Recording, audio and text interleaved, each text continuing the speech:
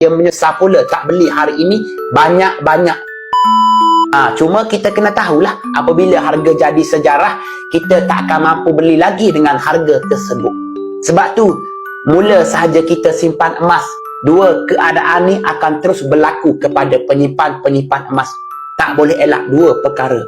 Dua keadaan ni akan terus berlaku kepada penyimpan-penyimpan emas. Pertama, dia beli hari ini emas, dia rasa rugi sebab harga emas mahal. Dia rugilah beli emas hari ini.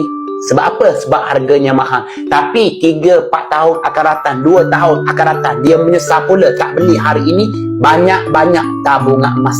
Sebab apabila harga berganda naik, dia mula sedar. Kalau tak salah saya, tahun 2022 ke 2021, saya lupa. Saya dapat harga terbaik 240 untuk 1 gram. Tapi apa yang tongongnya saya, apa yang ruginya saya cuma beli 1 gram sahaja.